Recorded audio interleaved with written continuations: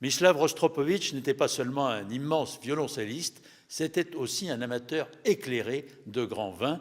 Je vous invite à découvrir la cave de Mislav Rostropovitch qui sera vendue à Drouot le 29 novembre à 18h par maître Yann Lemuel. Nous accompagnons l'expert Ambroise de Montigny au chemin des vignes à Issy-les-Moulineaux pour découvrir les trésors de la cave de Slava. On va commencer par l'année de naissance de Mislav Rostropovitch, 1927. On a un Beaune sans vigne, donc qui est offerte par des amis. Une bouteille phare à la vente du domaine de la Romanée-Conti. Nous avons un grand échezeau de 1955, qui est la date de mariage de Mislav Rostropovitch et de sa femme, qui a été offerte par Robert de Villene, où nous joignons justement le document, et ça a été offert en 2000 par la confrérie des Tostevins.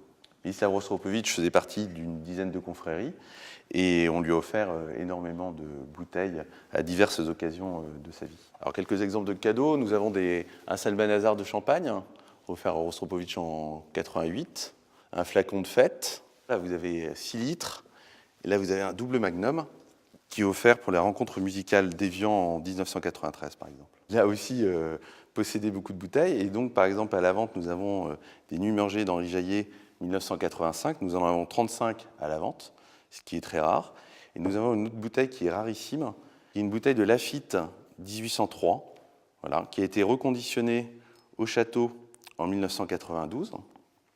Et le château Lafite Rothschild a eu la gentillesse de nous faire parvenir tous les documents par rapport à cette bouteille, de l'état dans lequel elle est arrivée au château et de l'état dans lequel elle est maintenant. Il y a quelques fleurons de la collection. On a un double magnum de Lafite 1947. Nous avons des impériales de Lafite en 87, 88 et 89.